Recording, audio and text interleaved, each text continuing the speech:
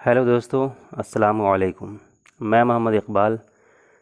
मैं आज BEd regular entrance test समाजी उलूम 2020 को हल करने जा रहा हूँ।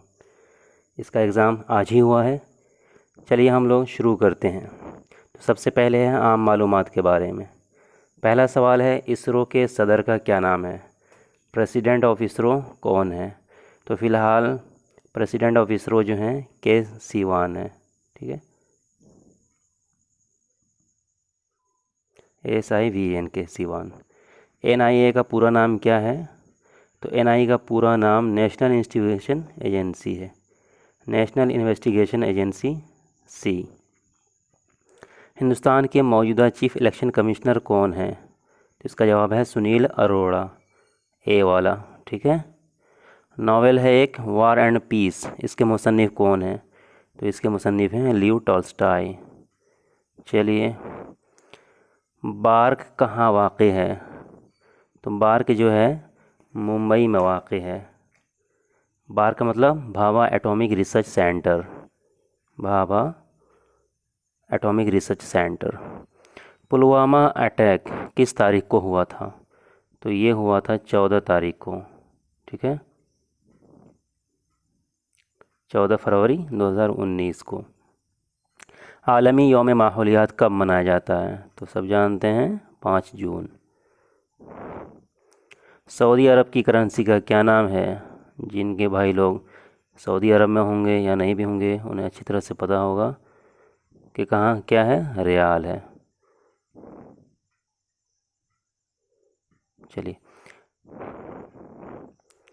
T20 बैनुल-अक़वामी क्रिकेट में लगातार 4 गेंदों में 4 विकेट लेने वाला पहला गेंदबाज कौन है? बताइए।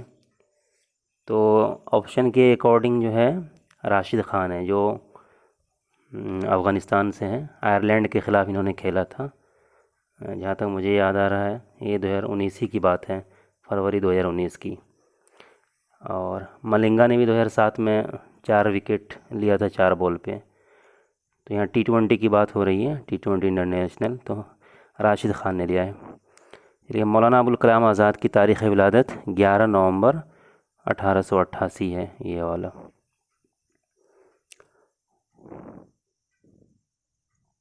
वो लफ्ज़ वो लफ्ज़ जो किसी काम के करने वाले को ज़ाहिर करे उसे फ़ेल कहते हैं, फ़ाइल कहते हैं।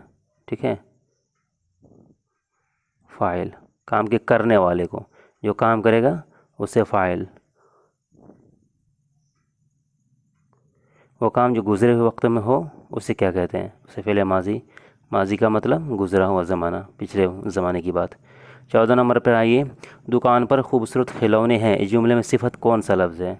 सिफत का मतलब है जिससे अच्छाई या बुराई का पता चले। तो दुकान पर खूबसूरत खिलौने, खिलौने की सिफत है खूबसूरत होना, तो सिफत हो जाएगी खूबसूरत।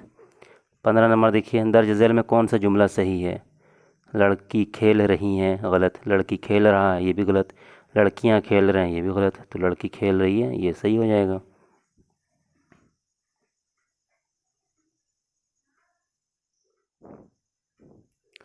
शायर की जमा शुअरा। ठीक है, शायरी की जिस सिन्फ में मोहम्मद सल्लल्लाहु अलैहि वसल्लम की तारीफ़ बयान की जाती है उसे नात कहते हैं। बच्चा सब नात पढ़ता है ना, तो उसमें हुजूर की तारीफ़ ही होती है। लफ्ज़ शानदार, जानदार, ईमानदार में दार को क्या कहते हैं? दार को लाहिक़ा बोलते हैं। लाहिक़ा का मतलब जो किसी भी इसम के या लफ्ज़ के आखिर में आए। अगर शुरू में आ जाए तो उसको क्या बोलते हैं? साबिक़ा बोलते हैं, उसको साबिक़ा बोलते हैं। लास्ट में आए तो लाहिक़ा बोलते हैं। मतलब अंग्रेज़ी में सफ़िक्स, लाहिक़ा हो गया सफ़िक्स, और शुरू में आए तो उसको प्रीफिक्स। चलिए आगे। वो निशान जो जुमले के ख़त्म होने पर लगाया जाता है उसे वक्फ़ा बोलते हैं। क्या बोलते हैं? वक्फ़ा बोलते हैं। जैसे यहाँ जुमला ख़त्म हुआ ना यहाँ पे, तो अगर यहाँ हम फुल स्टॉप दें तो ये वक्फ़ा कहलाएगा, अंग्रेज़ी में फुल स्टॉप। लफ्ज़ मशागिल का वाहिद क्या होगा? मशागिल मतलब काम होता है, मशगला। ठीक है ना, ये होगा उसका सिंगुलर।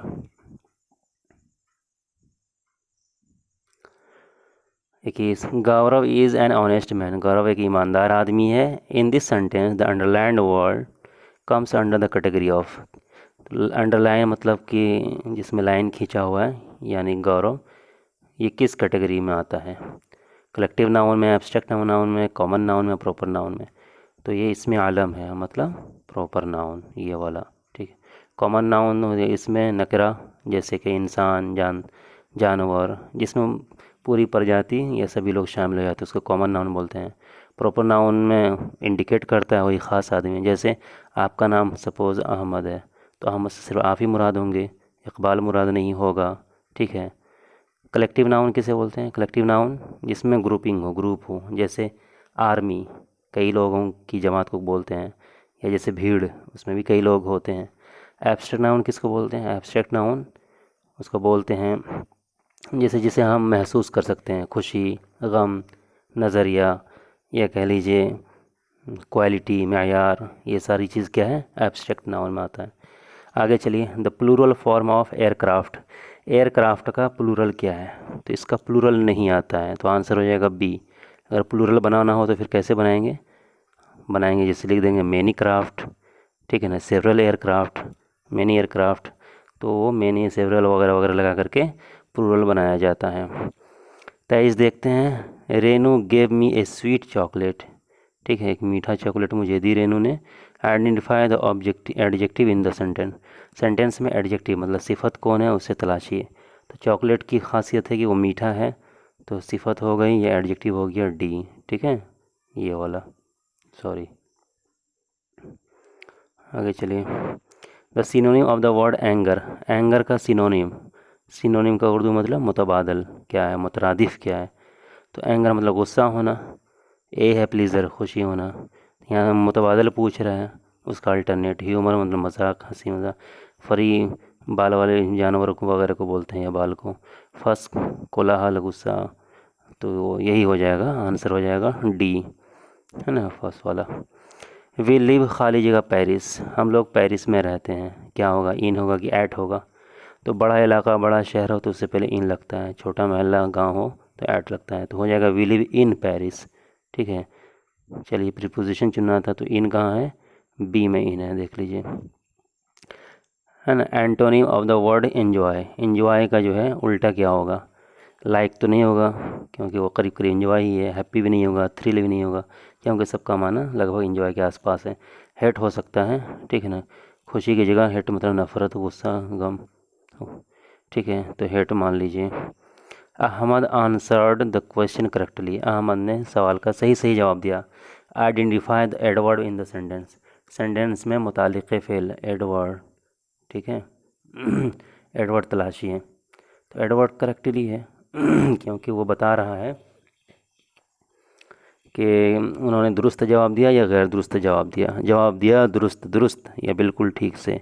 तो जवाब देने के अमल को के बारे में बोल रहा है ये लफ्ज़ करेक्टली, तो इसलिए हम कह सकते हैं कि जो है करेक्टली जो है ये एडवर्ब है, जो वर्ब के बारे में बता रहा है। अब 28 नंबर देखिए, the meaning of the proverb. As you sow as you reap, जैसा बोओगे वैसा काटोगे, इसका क्या मतलब है? ठीक है, as you sow as you reap का क्या मतलब है? तो उर्दू में तो ये मतलब है जैसा बोओगे वैसा काटोगे। तो ए आंसर है you have to sow to reap, आपको बोना पड़ेगा काटने के लिए। बी देखिए, you have to see before you reap, आपको देखना पड़ेगा काटने से पहले। सी में है you have to something to reap, आपको कुछ करना होगा काटने के लिए। Your actions determine what you get, आपकी हरकत, आपका अमल तय करता है कि आपको क्या मिलने वाला है। तो आंसर हो जाएगा डी। ठीक है। The correct spelled word in the following is. दर्ज झैल में दुरुस्त हीजे किया हुआ वर्ड कौन है? तो ये जो है जिसमें डबल सी हो और डबल एम हो, एकोमोडेशन। ठीक है ना, एकोमोडेशन, तो ए हो जाएगा इसका आंसर। सही सही है ये। 30 नंबर देखिए, रिया खालिज का with her parents. Riya is living with her parents, Riya is lived with her parents, Riya has lived, तो रिया लिव्स हो जाएगा, रिया रहती है। ठीक है, सिंपल प्रेजेंट टेंस है तो लिव्स हो जाएगा। ठीक है ना, यस लगेगा। Teaching aptitude.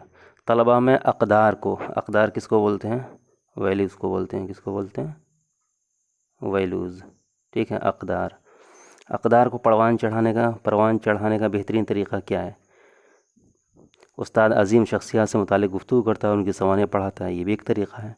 उस्ताद बाकायदगी से अखलाक़ी तालीम की क्लास मुनक़िद करता है, ये बहुत अच्छा तरीक़ा है। उस्ताद अपने अमल में मतलूबा वांटेड वैल्यूज़ को बरतता है और अमली नमूना पेश करता है, खुद ही आइडियल बनता है, ये बहुत अच्छा है।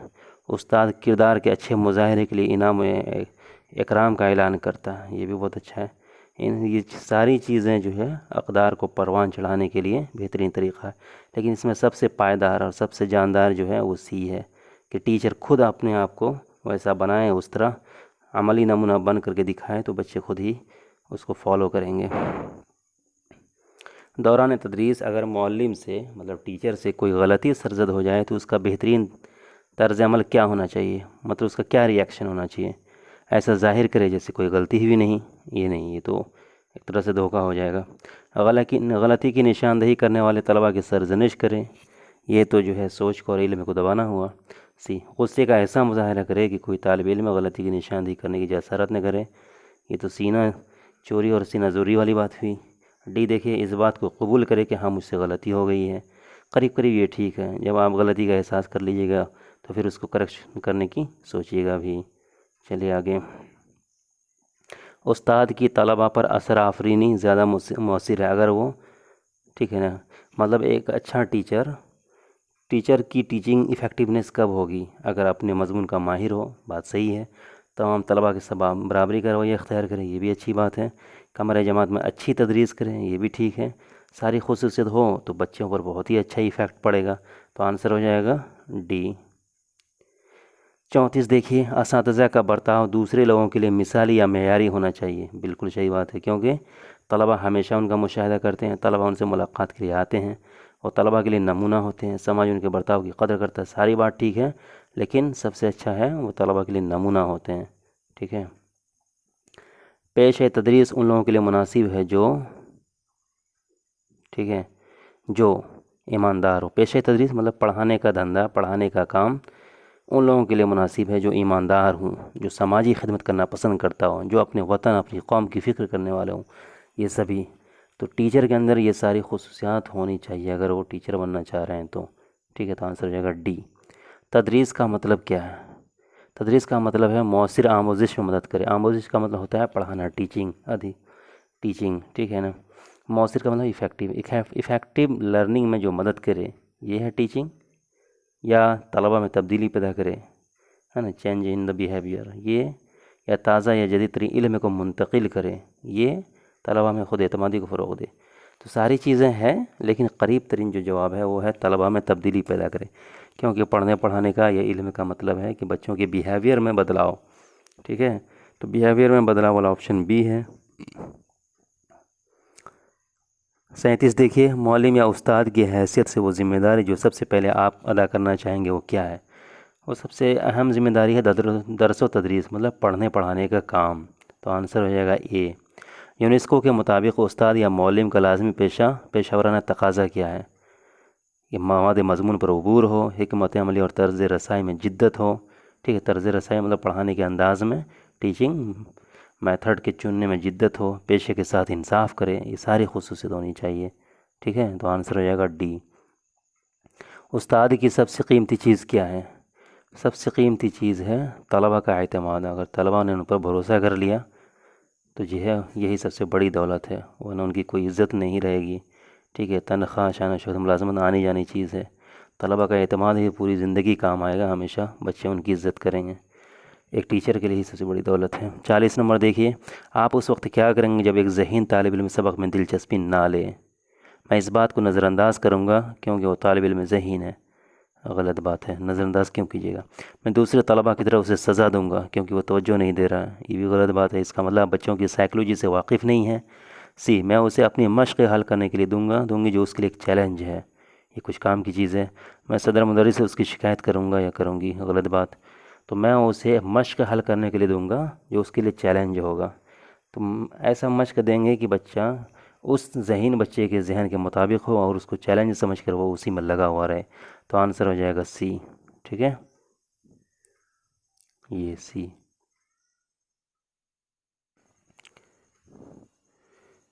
क्या है जहनी मेंटल एबिलिटी, आपकी जहनी सलाहियत? देखिए 6:18, तो 5 का रेशियो क्या होगा?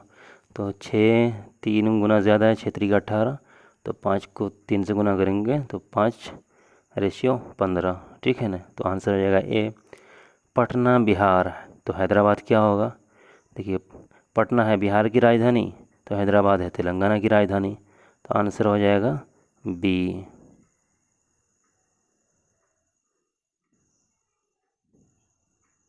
एक शख्स ने दूसरे शख्स का तारुफ कराते हुए कहा कि ये मेरी वालदा के भाई का बेटा है। बताइए दोनों अशखास में क्या रिश्ता है?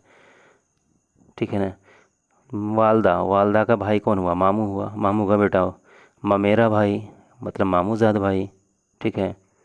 मुंदरजेल में कौन मुख्तलिफ है? हाथ, उंगली, कंधा, पैर। तो कांधा, हाथ, कंधा, कंधे से हाथ जुड़ा हुआ है, हाथ से उंगली जुड़ी हुई है, पैर तो बहुत दूर है, तो डी आंसर होगा, मतलब पैर सबसे अलग थलग है।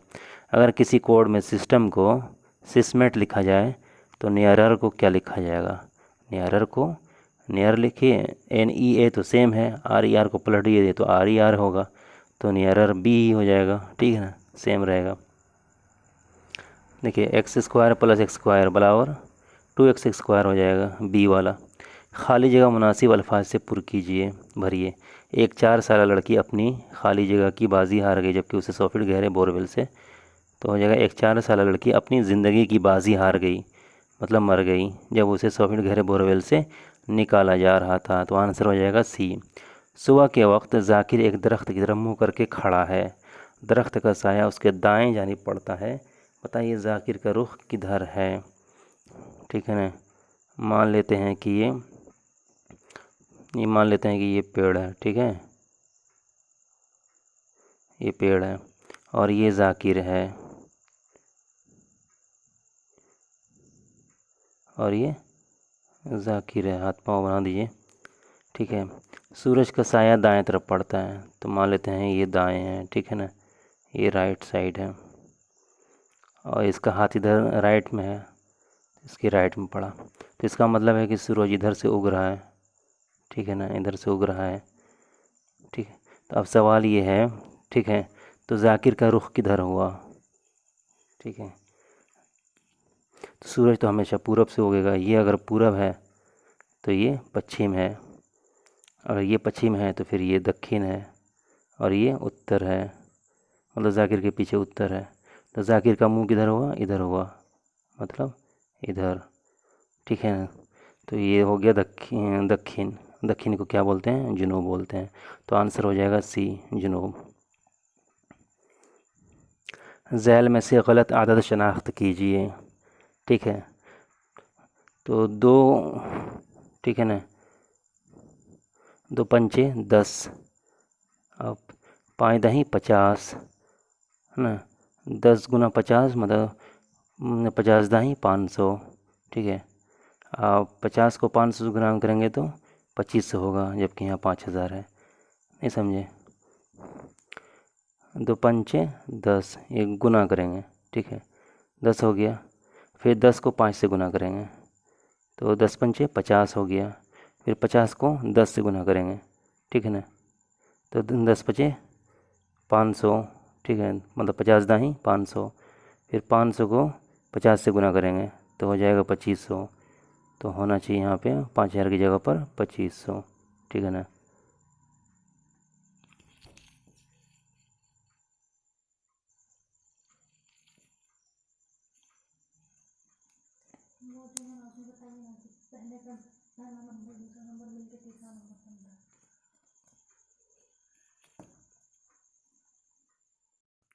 तो आंसर हो जाएगा 5000, मतलब फर्स्ट और सेकंड मिल करके थर्ड नंबर बन रहा है।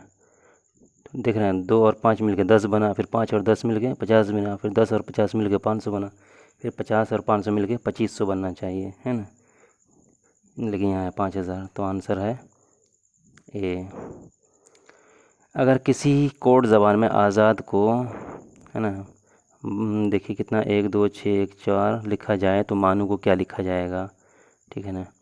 अगर मान लिया कि देख लीजिए, ए का मतलब 1, जेड 26वां अक्षर है तो ये हो गया 26, देख रहे हैं, उसके बाद 26, और डी जो फिर ए का 1, फिर डी का 4, ठीक है ना, समझ गए।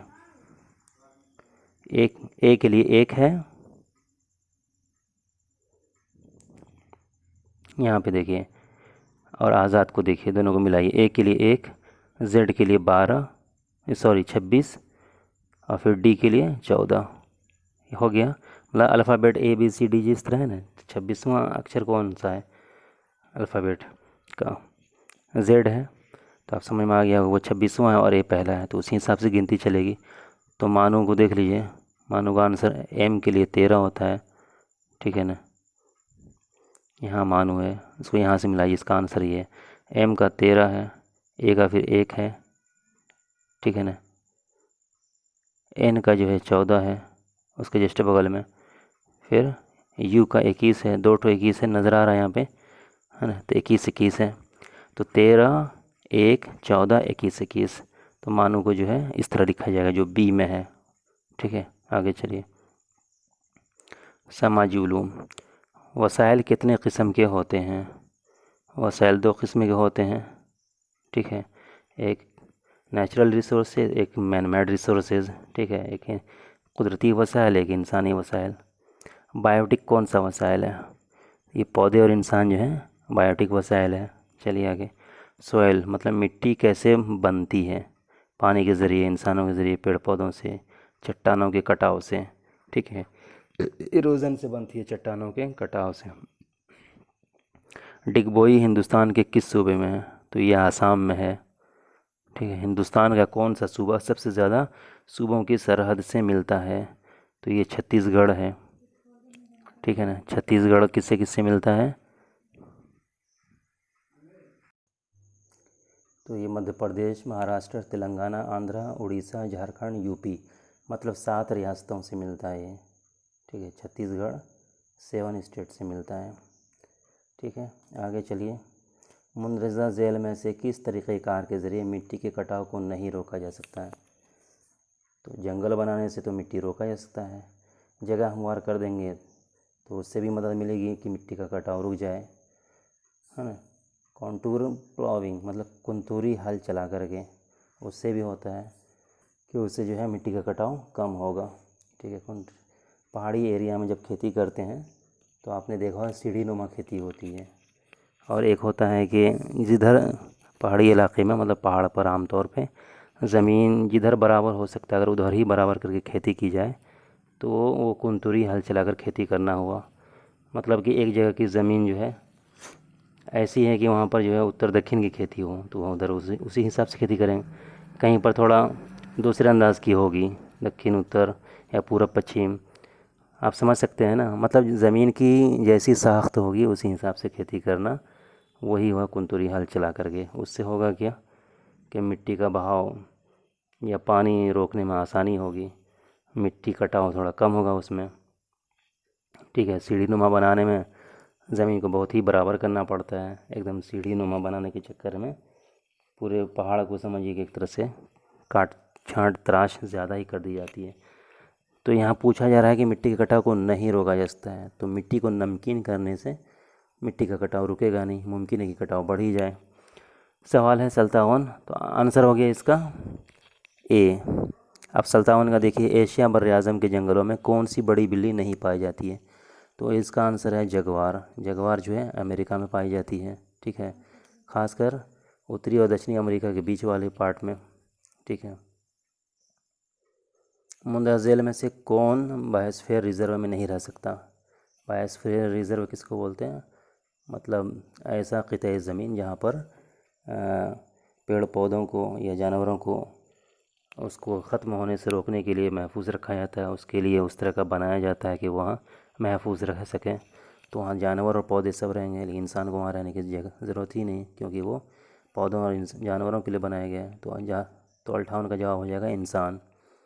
हिंदुस्तान में वाइल्ड लाइफ वीक कब मनाया जाता है? ये अक्टूबर में मनाया जाता है, ठीक है, 2 से 8 अक्टूबर के बीच, 2 से 8 2 से 8 अक्टूबर। तो आंसर हो जाएगा बी। मुंदरा झील में से कौन सा फेरस मेंटल मिनरल नहीं है? फेरस मादनिया मतलब धात्विक मिनरल जो होता है, ये मिनरल, हाँ, जिसमें लोहे का अंश पाया जाता हो, तो कच्चा धात है, मतलब मैग्नीज़, ठीक है। धात्विक अधात्विक होता है ना, धात्विक जिसमें कुछ न कुछ लोहा का अंश हो। मुंदरजेल में से कौन सा ताकत का रिवायती ज़रिया नहीं है, ट्रेडिशनल सोर्स ऑफ पावर। ठीक है, कोयले से आमतौर पर यहाँ बिजली बनती है। आब रवा मतलब बिजली बनाने के लिए पानी का कसरत से इस्तेमाल होता है। पेट्रोलियम से गाड़ियाँ चलती हैं। यूरेनियम बहुत ही कम उपलब्ध है, कुछ मखसूस कामों में इसका इस्तेमाल होता है, तो ये रिवायती ज़रिया नहीं है। तो आंसर हो जाएगा डी। सवाल 62 नंबर देखिए, मुंदरजेल में कौन मिलेट यानी बाजरा की किस्म नहीं है? जवार, कटकी, रागी, सरसों, सब खाने की चीज़ें हैं। सरसों जो है बाजरा से अलग है, उन लोगों से, उस नस्ल से अलग है, तो जवाब हो जाएगा सरसों। मुंदरजेल में से कौन सी नकद फसल नहीं है, कैश क्रॉप नहीं है। ठीक है ना, कैश क्रॉप। चाय, ये भी नकद फसल है। नकद फसल का मतलब ऐसी फसल जिससे भी हम लोग खाने के लिए नहीं बल्कि खेती बिजनेस के लिए उपजाते हैं। चाय की जो भी खेती करते हैं तो खुद खाने के लिए तो नहीं रख लेते हैं, सबको बेच देते हैं। कपास, कॉफ़ी, बाजरा ऐसी चीज़ है जिसे बिलो हम लोग खाने पीने के लिए इस्तेमाल के लिए उपजाते हैं। तो आंसर हो जाएगा डी, बाजरा। फल फूल और सब्ज़ी की काश्तकारी को क्या कहते हैं? देखिए, इसको बोलते हैं हॉर्टिकल्चर ही को बोलते हैं फल फूल और सब्ज़ी की काश्तकारी। तो अब बी में है एपीकल्चर। एपीकल्चर आमतौर पर क्या मतलब शहद परवरी को बोलते हैं, शहद परवरी। ठीक है, मतलब मक्खी पालन, शहद की मक्खी पालन करते हैं ना, वो है एपीकल्चर है। तो विटीकल्चर क्या हुआ? विटीकल्चर अंगूर की खेती को बोलते हैं। ठीक है ना, अंगूर की खेती। और सेरीकल्चर रेशम का कीड़ा जो होता है, रेशम का कीड़ा, रेशमी कपड़ा बुनने के लिए, तो वही रेशम के कीड़े पालने की सनत को सेरीकल्चर बोलते हैं। मुंदरजेल में कौन सा कारखाना कॉटेज इंडस्ट्री में आता है? तो हैंडलूम है, हैंडलूम ही कॉटेज का मतलब कॉटन का कपड़ा जो होता है, सूती कपड़ा, हैंडलूम में आमतौर पर वही तैयार होता है। हैंडलूम समझ रहे ना, घरेलू कारखाना जो होता है, छोटी सनात, वो कॉटेज इंडस्ट्री के अंदर में आता है। प्री ब्रिटिश हिंदुस्तान में बेवार किस्म की काश्तकारी कौन लोग करते थे? तो बैगा लोग करते थे। बैगा एक जनजाति है, ट्राइबल है, जो मध्य प्रदेश के एरिया में पाए जाते हैं। ये लोग बेवार किस्म की खेती करते हैं। बरतानवी हुकूमत ने महफूज जंगलात में शिफ्टिंग कल्टीवेशन पर रोक लगा दी थी, उसकी वजह क्या थी? शिफ्टिंग कल्टीवेशन मतलब एक जगह खेती किया, फिर वहाँ की उपज कम हुई तो आग लगा करके दूसरी जगह चले गए। ठीक है, फिर वहाँ खेती किया, फिर वापस यहाँ आ गए। तो ये लोग चक्कर लगाते रहते थे और पुरानी जगहों पर घास फूस जला दिया, आग जला दिया, ताकि वहाँ पर कुछ ज़मीन में जो है खाद आ जाए, खेती के काबिल हो जाए। तो इसकी वजह से जंगल को कुछ नुकसान हो रहा था, ये ऐसा अंग्रेज़ों को लगा। तो उन्होंने ऐसा क्यों किया था? तो उसका जवाब है डी, दरख्तों को लकड़ी के वसाइल की तरह इस्तेमाल करने से। तो अंग्रेज़ों को लकड़ी की ज़रूरत पड़ती थी क्योंकि उनको रेलवे ट्रैक पूरा बिछाना था, और रेलवे ट्रैक बिछाने के लिए स्लीपर मतलब और लकड़ी के तख्तों की ज़रूरत पड़ती थी, और शिफ्टिंग कल्टीवेशन में जंगल की कटाई भी होती थी, तो इसलिए उस पर रोक लगा दिया। 68 का देखिए, खांसी की बगावत की जगह हुई थी। गारो खासी जनजाति ये शिमाल मशरक़ी हिंदुस्तान में मेघालय की तरफ है, तो वहाँ पर ये लोग बगावत किए थे, अंग्रेज़ों के ख़िलाफ़ इन्होंने बगावत की थी इन्होंने 1829 से लेकर 1833 के बीच। वहाँ का एक राजा था मेघालय की तरफ का, राजा तिरुत सिंह, तो उन्होंने बगावत की थी। अंग्रेज़ वहाँ पर एक हाईवे निकालना चाहे थे उस ज़माने में, सड़क, तो उनकी मर्ज़ी के ख़िलाफ़ निकाल रहे थे, तो इन्होंने बगावत कर दी। तो ये बगावत जो है शिमाल मशरक़ी हिंदुस्तान में मानी जाएगी। तो 68 का आंसर हो जाएगा शिमाल मशरक़ी हिंदुस्तान, मतलब बी। हिंदुस्तान के आला ज़ात के लोग बरतानवी हुकूमत के निज़ाम अदालत को पसंद नहीं करते थे, क्योंकि निज़ाम अदालत जो था अंग्रेज़ों का, वो लगभग सबको बराबर देखता था। हिंदू, मुस्लिम, सिख, ईसाई, छोटी बड़ी जाति जितनी भी हिंदुओं की, सबको बराबर नज़र से। और हिंदुस्तान के आला ज़ात वाले लोग इस बात के आदी नहीं थे, उन्हें हमेशा मुराद मिलता हुआ आया था। अब जब इस निज़ाम में देखा कि हमारे लिए कोई रियायत नहीं है, तो उन्हें ये निज़ाम पसंद नहीं आया। तो आंसर हो जाएगा डी, कि उन्हें कोई रिवायती मुराद नहीं दी गई थी। 70 में देखिए, मुंदरजेल में से कौन सी जगह 1857 की बगावत से मुतासिर नहीं हुई? 1857 की जो बगावत हुई थी वो बिलवम उत्तरी हिंदुस्तान या कहिए मध्य हिंदुस्तान में ही इसका असर पहुंचा, बंगाल से लेकर के पंजाब तक, ठीक है। लेकिन मुंबई बहुत उत्तर में, महाराष्ट्र में, तो वहाँ इसका असर नहीं पहुंचा था, ठीक है। तो जवाब हो जाएगा ए। 1857 की बगावत में मुंदर जेल में से किसने बरतानिया की हिमायत की थी? बेगम हजरत महल, इन्होंने तो अंग्रेज़ों से लड़ाई की। बहादुर शाह जफ़र ये भी लड़े, कुंवर सिंह ये भी लड़े, तो निज़ाम हैदराबाद बच जाते हैं। उन्होंने अंग्रेज़ सरकार की मदद की थी, ठीक है, क्योंकि उन्हीं की मदद से इनकी सरकार बची हुई भी थी। तो 72 का देखिए अब, हिंदुस्तान में सबसे पहले साइंस की तालीम उर्दू और फ़ारसी ज़बान में किस कॉलेज में शुरू हुई? तो साइंस की तालीम उर्दू और फ़ारसी ज़बान में सबसे पहले, ठीक है, 72 नंबर का आंसर, सबसे पहले दिल्ली कॉलेज, मतलब ए में, ए दिल्ली कॉलेज, यहाँ पे शुरू हुई थी। ये दिल्ली का सबसे पुराना कॉलेज है। ये पहले एक मदरसा था जो 1780 में गाज़ीउद्दीन फ़िरोज़ जंग ने इसको कायम किया था। उसके बाद 1825 में ये कॉलेज बना, और अभी वो ज़ाकिर हुसैन कॉलेज लगभग 43 एकड़ में फैला हुआ है। ज़ाकिर हुसैन कॉलेज, मानो कि जो प्रोफेसर थे वाइस चांसलर असलम परवेज़ साहब, वो उसी कॉलेज के पहले प्रिंसिपल थे। चलिए आगे, हिंदुस्तान का आखिरी मुग़ल बादशाह कौन था? तो बहादुर शाह ज़फ़र था, बहादुर शाह ज़फ़र, आंसर हो जाएगा डी। किस बादशाह ने ग्रैंड ट्रिंक रोड बनवाया था? ग्रैंड ट्रिंक रोड जो है शेरशाह सूरी ने बनवाया था। 74 का आंसर है ए। हिंदुस्तान में खिलाफत की तहरीक 1921, 1919 से 1924 के बीच चली थी, ठीक है। अली बरदरान ने इसकी मेन क़यादत की। चलिए, तो खिलाफत की तहरीक जो थी वो चूँकि अंग्रेज़ लोग या उसकी जो इत्तेहादी ग्रुप था वो तुर्की में खलीफा का ख़ात्मा करना चाह रहा था। खिलाफत का जो निज़ाम था उसको तोड़ना चाह रहा था, जो कि 1924 में तोड़ भी डाला। तो उसी की हिमायत में कि तख्त खिलाफत बचा रहे, ताकि मुसलमानों का इत्तेहाद बचा रहेगा। तो 1919 से 1924 के बीच ये तहरीक चली और महात्मा गांधी ने इसमें सपोर्ट किया था। आगे चलिए, पानीपत की दूसरी जंग कब हुई? तो पानीपत की पहली जंग तो 1526 में हुई, ठीक है। किसके बीच? इब्राहिम लोदी और बाबर के बीच 1556 में, अकबर और कोई राजा था उसके बीच में हुई। बादशाह अकबर ने मनसबदारी निज़ाम कब लागू किया? इसका आंसर फ़िलहाल पता नहीं, अगर पता चलेगा तो हम इसमें कमेंट सेक्शन बॉक्स में लिख देंगे। पीर पंजाल रेंज कहाँ वाक़ है? तो ये कश्मीर में है। हिंदुस्तान और म्यांमार के दरमियान कौन सी पहाड़ी वाक़ है? नागा हिल, ठीक है, नागा हिल उसके बीच में वाक़ है। हाइड्रोस्फीयर बना होता है ज़मीन का आबी कुरा, समंदर, बारिश, ये सब से बना होता है। तो ए और बी सब आंसर हो जाएगा, मतलब हो गया सही आंसर होगा डी। डी में है ना, ए और बी दोनों को शामिल किया है। ओजोन लेयर कहाँ पाया जाता है? तो ये स्ट्रेटोस्फीयर में पाया जाता है, मतलब कुर्रे कायमा में सबसे ऊपर। चलिए आगे, बर आज़म और बहर आज़म किसके ऊपर मौजूद होते हैं? बर आज़म और बहर आज़म, मतलब जो भी सूखी ज़मीन है या जो भी बड़ा समंदर है ऊपरी परत पर का, वो किसके ऊपर होता है? तो सबसे ऊपर होता है क्रस्ट, ठीक है, उसके बाद मेंटल, उसके बाद कोर। तो क्रस्ट ही पर होता है ये बर आज़म बहर आज़म, ठीक है। गदला मैदानी इलाके की एक मिसाल क्या है? गदला मतलब आप देखे होंगे नदी वाला जो इलाका होता है, जहाँ मतलब कच्ची ज़मीन होती है, तो ये डिपोजिशनल प्लेन्स होते हैं, जहाँ कच्ची मिट्टियाँ नदी के ज़रिए से आकर के जमा होती रहती हैं। डिपॉजिट में जमा करना होता है, तो जमाशुदा मिट्टियों वाला इलाका।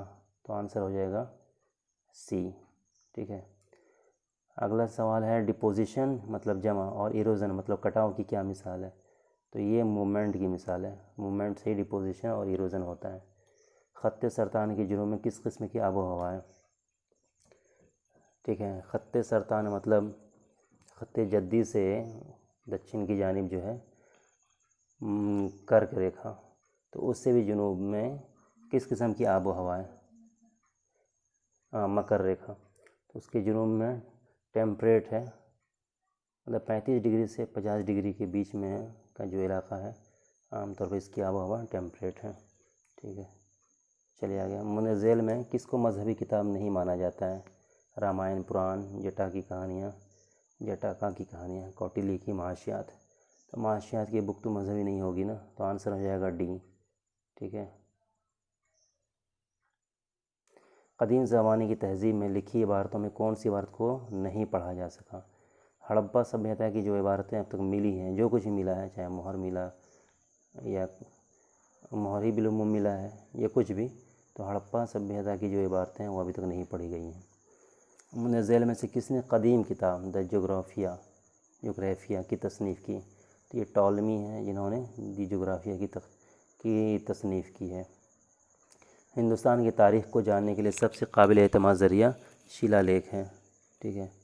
शिलालेख के ज़रिए से हम तारीख़ को सबसे जानने की तो बहुत सारे ज़राए हैं, लेकिन शिलालेख सबसे ज़्यादा काबिल एतमाद ज़रिया है। लफ्ज़ लिथोस के माना पत्थर के हैं, तो आंसर हो जाएगा बी। सिंध घाटी के लोग कौन सी फसलें उगाते थे? ये लोग जो है आमतौर पर धान की खेती करते थे, लेकिन आंसर में गंदम और जौ है, तो इन दोनों की भी खेती होती थी, तो आंसर हो जाएगा सी। ठीक है। ए और बी दोनों। प्लासी की जंग कब हुई? 1757 में हुई थी। प्लासी की जंग सिराजुद्दौला और अंग्रेज़ गवर्नर, क्या नाम था उसका, कमेंट में लिख के हमें बताइए, दोनों के बीच में हुई थी 1757 में प्लासी के मैदान में। मगरबी घाट में किस तरह के कुदरती नबातात पाए जाते हैं? मगरबी घाट, केरल मगरबी घाट में, मतलब पश्चिम तरफ में, हिंदुस्तान के पश्चिमी भाग में जो समुद्र के किनारे किनारे वाला जो इलाका है वो मगरबी घाट कहलाता है। वो जो है ट्रॉपिकल एवरग्रीन वाले नबातात वहाँ पाए जाते हैं। हमेशा एवरग्रीन इसलिए रहता है क्योंकि वहाँ पे पहाड़ है, बारिश वहीं पे रुक जाती है, इधर नहीं आ पाती है, और मौसम की वजह से वहाँ का टेम्परेचर भी नॉर्मल रहता है। इस वजह से वहाँ पर हमेशा बारिश भी होती रहती है और नमी भी मिलती रहती है, तो एवरग्रीन रहता है। ट्रॉपिकल एरिया में होता है, इसलिए ट्रॉपिकल एवरग्रीन वाले नबातात पाए जाते हैं वहाँ पे, तो आंसर हो जाएगा ये। 94 देखिए, हिंदुस्तान की तारीख़ में वैदिक ज़माना कब से कब तक माना जाता है? तो ये 1500 से लेकर के 600। ठीक है, या पलट के पढ़िए, 600 से लेकर के 1500 BC तक। कहीं पर आपको 500 भी लिखा दिखेगा, तो वही आंसर हो जाएगा। आंसर होगा इसका बी। 95 देखिए, चंद्रगुप्त द्वितीय की दौरे हुकूमत में चीन से आने वाला सयाह कौन था? तो फाहियान था। ठीक है, चंद्रगुप्त द्वितीय। ठीक है, इनका दौर है 380 से लेकर 415 के बीच में। इन्हीं का नाम विक्रमादित्य था। ठीक है, तो ये मौर्य काल का बादशाह है। आगे चलिए, दो किस्म की जमहूरियत कौन सी है? तो दो किस्म की जमहूरियत जो है, एक डायरेक्ट है और एक रिप्रेजेंटेटिव है। ठीक है ना, तो ऑप्शन होना चाहिए बी, लेकिन ए में टिक लगाएंगे। क्यों? क्योंकि बराह रास्त जमहूरियत हो गया डायरेक्ट जमहूरियत, और बिल वास्ता जमहूरियत को बोलते हैं इनडायरेक्ट डेमोक्रेसी। ठीक है ना, तो इनडायरेक्ट डेमोक्रेसी ही में नुमाइंदगी, रिप्रेजेंटेटिव चुनना पड़ता है हमें। जैसे हिंदुस्तान में यहाँ पे जो है रिप्रेजेंटेटिव डेमोक्रेसी है क्योंकि हम अपना MP और MLA चुनते हैं जो हमारे लिए कानून बनाते हैं। और बराह रास्त जमहूरियत में क्या होता है कि किसी भी कानून को पास करने के लिए या कोई भी काम करने के लिए जनता खुद उसमें डायरेक्ट शामिल होती है। तो एक हो गया डायरेक्ट जमहूरियत और एक हो गया रिप्रेजेंटेटिव जमहूरियत, जो इनडायरेक्ट डेमोक्रेसी में होता है। तो आंसर बेहतरीन हो जाएगा इसका ए। ठीक है, लॉर्ड कर्जन ने सबसे अहम रोल किस में अदा किया? लॉर्ड कर्जन 1905 में लॉर्ड कर्जन यहाँ के वायसराय थे। ठीक है ना, इन्होंने 20 जुलाई 1905 को बंगाल की तकसीम का ऐलान किया था। ठीक है, जिसकी वजह से पूरे हिंदुस्तान में बड़ा हंगामा हुआ था, खासकर कलकत्ता में। तो सबसे अहम रोल जो है बंगाल की तकसीम में इन्होंने अदा किया। ठीक है, चलिए आगे। 1860 में बरतानिया ने हिंदुस्तान से कपास की बरामदात में इजाफा क्यों किया? बरामदात का मतलब होता है वहाँ से ये इम्पोर्ट करना। हिंदुस्तान से क्यों मंगवाया इतना ये कपास? क्योंकि पहले वो USA से कपास मंगवाया करता था। USA से कपास आना कम हुआ किसी वजह से, तो फिर उन्होंने हिंदुस्तान से कपास मंगवाना शुरू कर दिया। तो आंसर हो जाएगा बी। दुनिया का सबसे बड़ा समुंदर बहरुल काहिल है। ठीक है, आगे चलिए। मानस नेशनल पार्क कहाँ वाक़ है? मानस, ठीक है। नेशनल पार्क कहाँ वाक़ है? ये आसाम में है, ठीक है। चलिए आज का ये सवाल 100 पूरा हुआ। उम्मीद है कि आप सबको पसंद आएगा। जहाँ कहीं शक हो कमेंट में हमें ज़रूर लिखिए। हम लोग जो ये वीडियो बना रहे हैं इसमें ज़्यादा भी एक्सपर्ट नहीं हुए हैं। आपको जहाँ कहीं भी सजेशन देने की ज़रूरत महसूस होती है, बिला खौफ बिला झिझक आप कमेंट सेक्शन में हमें मशवरा दीजिए कि हम किस किस पहलू में सुधार करें, ताकि इनसे और भी बेहतरीन ढंग से आप सबके सामने पेश किया जा सके। उम्मीद है कि हमारी ये दरख्वास्त ज़रूर आप लोग कबूल फरमाएंगे। आज के लिए इतना ही। इस वीडियो को लाइक कीजिए, शेयर कीजिए और बेल वाला बटन भी दबा दीजिएगा। और अस्सलाम, शुक्रिया।